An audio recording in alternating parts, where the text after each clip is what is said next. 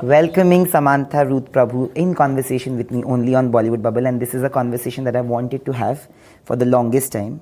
And thank you for doing this, despite I know the kind of health issues that you are braving through to do this. To be very honest, I understand it a little more than maybe others because I've been through the same. But honestly speaking, Samantha, thank you. Thank you for doing this. I must thank you because you kept me relevant for 8 months. I remember you badgering every single guest of yours. One word about Samantha, yes. One word about... I was like, oh my God, poor things. They don't want to say one word about Samantha. Stop No, I think they always wanted to say something. I have to tell you this, that there was a selfish reason behind doing that as well. Because I didn't tell you also till like 2 weeks ago that I was actually diagnosed with an autoimmune disorder myself. So every attack on you felt a little more personal. I would have come to that anyway. So when people were giving you love, I wanted you to feel love because my doctor just told me that, you should not stress. Emotional lows is something that you need to avoid. And I felt that from a distance, if I could just make you feel that you're loved by everybody around, that's what I can do for you. So I just did that. Thank you. I felt it. I felt it a lot. I love you. Thank you. But Samantha, this movie is special. When I watched Yashoda, it was a very different kind of an experience. You spearheaded a movie and a very poignant one. This is an epic. And throughout this, you've braved through so many personal battles. Was it difficult to just dabble between being an artist, being a human being, and to make it happen? Yeah, I think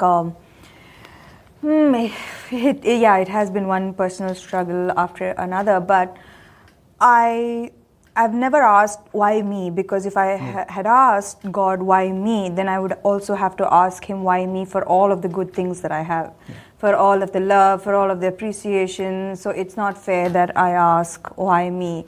But I also believe that we learn most from our lows, our dark times, and I believe that there's something to learn through this. Your Instagram bio is something that I swear by. I never thought that I would be living it every single day. Damn, I would never have put it up if it was going to be so true. I think you manifested it. I manifested that damn thing.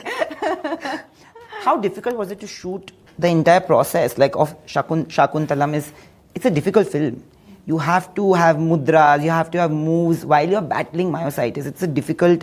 No, I did not get diagnosed during Shakuntalam. It wasn't during Shakuntalam or Yashoda as well. Okay. It was after that. So when I was having personal struggles of another kind during Shakuntalam, yes.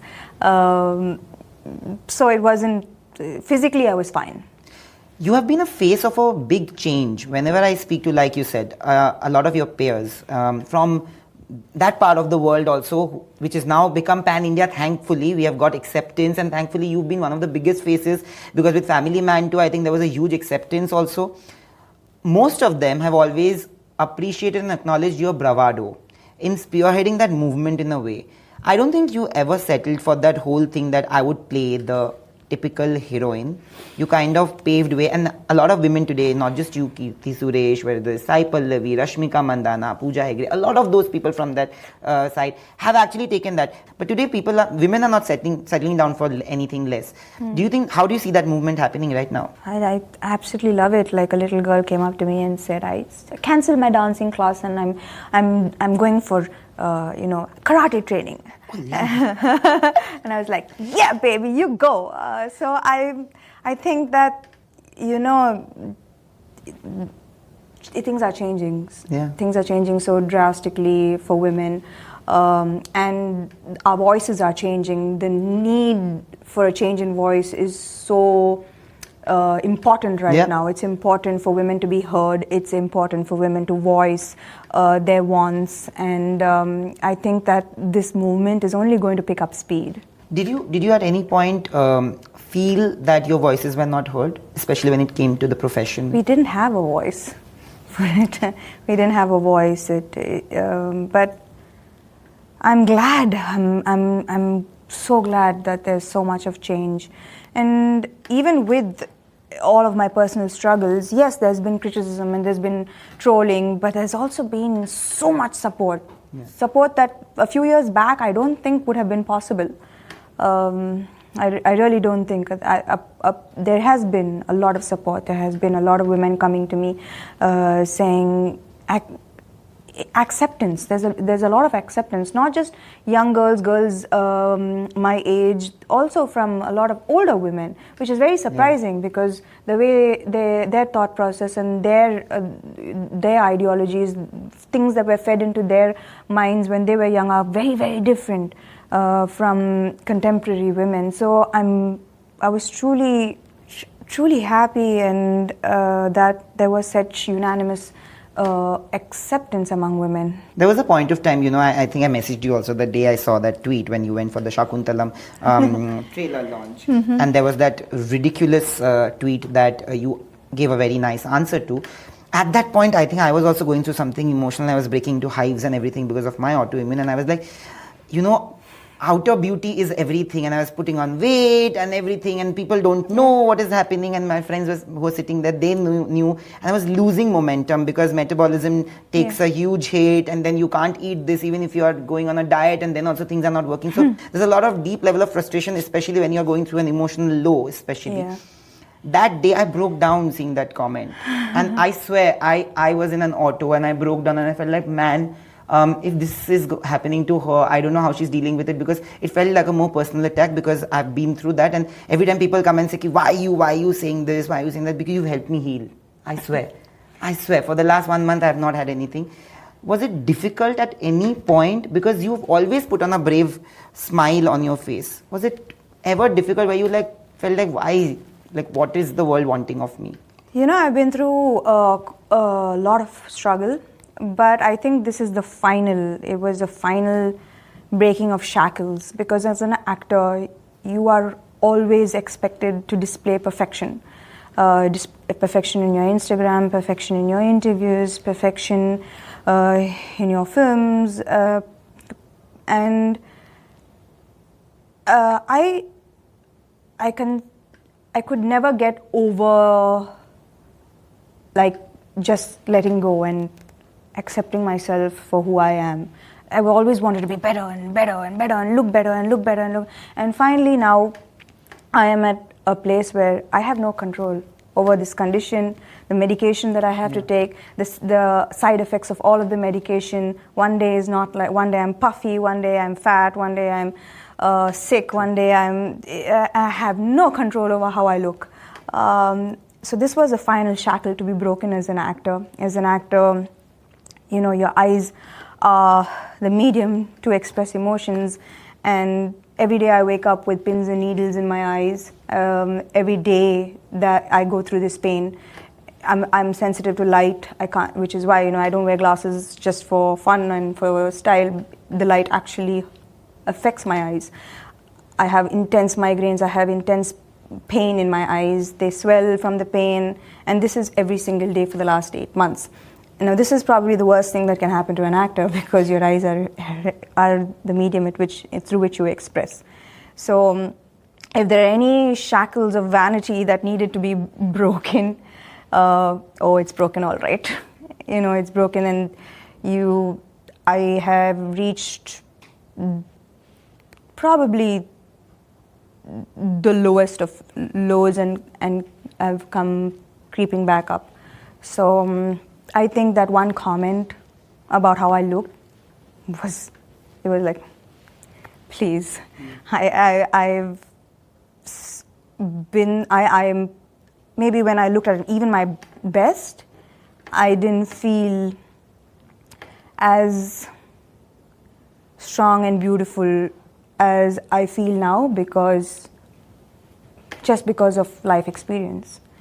Because that others might see the outside, but what I see is someone who fought every single day for 8 months, and that's not easy. Absolutely. Yeah, and that's beauty there. So say what you want about how I look on the outside, but I'm happy with who I am on the inside. One thing that has not changed about you despite the experiences that you've had in life is that you're still as kind, empathetic, and and sincere to everything, every person that you know, everybody. There is so much of goodwill about you. And like you said, that I have asked them, they have wanted to speak about you, to be very honest. There have been conversations where before I did the interview, they've spoken to me. And we have had those conversations, of course, and during the course of the interview as well. Do you sense that support? Does it give you power? Also, like you said, that in what ways has it changed you, this entire experience of dealing with myositis? No, of course, like, you know, both, whether it's Kushi or Citadel, they waited for me without pressurizing me. They showed support every single day. When they could have been mean, they could have put pressure, they could have made my life harder, but they were nothing but supportive. My teams rallied for me. Whether it was my makeup artist, hairstylist, they didn't just abandon me. They came back, even without knowing when I was coming back. They came back. Everyone came back. So I think that, you know, I always considered myself as an independent person, that I was the one who was giving everyone love. But this was the first time that I felt love, and I needed it. I needed it from friends. I needed it from family. I needed support. I was helpless. And so this time has taught me that love is more than just between a man and a woman. Love is all around, and love can come from the smallest to the biggest of, you know, like it can come from anyone, and it's still love. Absolutely. Including Sasha and Hash. Absolutely. We keep seeing them on your posts. Yeah. I have to ask you this before we go, that there is a certain change. Today, we see women cheering for each other, and most of the people I've interviewed, and they have spoken about you, especially Rashmika, I have to tell you that whenever we meet, forget interviews, we only speak about you. Okay. And she tells me also that she's very possessive and protective of you. And so is Tamanna and Rashi and all of them that have spoken about you. I just want to know that, do you sense that kind of sisterhood? And sisterhood is something that, you know, eventually works the best for every field. Absolutely. I remember that initially, in my initial days of the industry, working in the industry, there were always these articles saying, pitting one woman against the other. And I think that somewhere that caused a bit of coldness with one another. And I remember thinking, why was this the case? And I remember saying, no, I'm not going to succumb to this. I'm not going to let this happen. And I started openly coming out in support of my contemporaries. And I think that actually made me very happy. It made me very happy. And when I meet these girls, they are wonderful, they are sweet, they are normal, they are warm, they are beautiful, and they're so talented. And there are so few of us, so why not appreciate one another? And, you know, at the end of the day, we need people to rally for us, and we have only each other. Whenever there is something that breaks, unfortunately, if you look at it from a different perspective, and if you look at it from a social standpoint, majorly women are on the side where they are blamed, where they are judged, whether they're prejudiced to a certain extent. And that has happened with you. You know, you've battled those kind of prejudices all your, like in the last 8 months, I think the kind of, even before you came out and spoke about, you know, battling myositis, you've been battling a lot of those prejudices. Did it ever get to you? Just because you were not coming out and sharing your standpoint, there was a point where it was completely at you. I think these last 2 years have changed me so much as a person, mentally, physically, spiritually. It has made me adapt to everything that is thrown at me. I don't think they've won. I still feel like I'm winning. Absolutely. So, and sometimes, you know, when everything is good and normal, there's no real growth there. If you remember if you remember important parts of your life, it was what would you say that would be? Like, which was a defining moment in your life? In my life? Yeah. Me deciding to shift to Mumbai. Yeah, and that could have been a failure, but it ended up being a success, right? So I think that's when the most growth comes from. When you are in moments where you think you're going to be a failure, or you think that you've lost, or you think that there's no way you can get up from this, those are defining moments in your life. Not the smooth parts, not the parts where everything is hunky-dory. So I think that those are the moments where you grow the most. And I believe that every time I fallen is when I have grown the most, when I have learned the most, and when, they say that the rubber band is like the boomerang kind of thing. So I believe that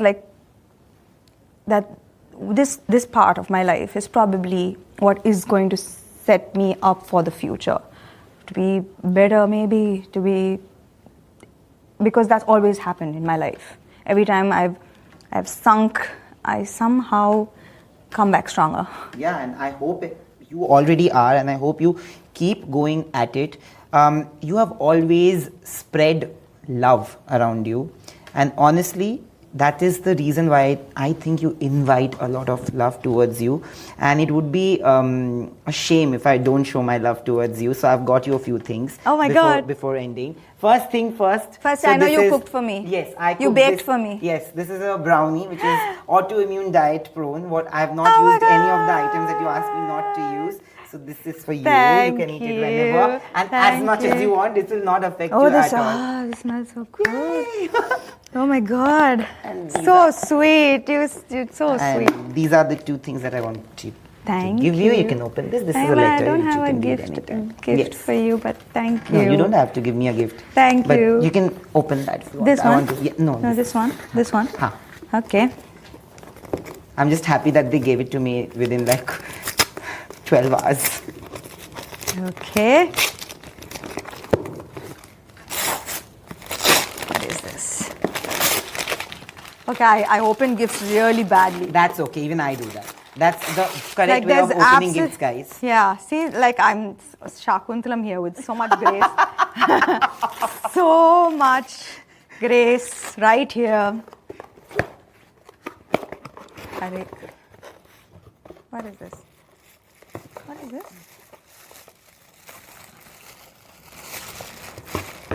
What is this? No, if to, there's something in it.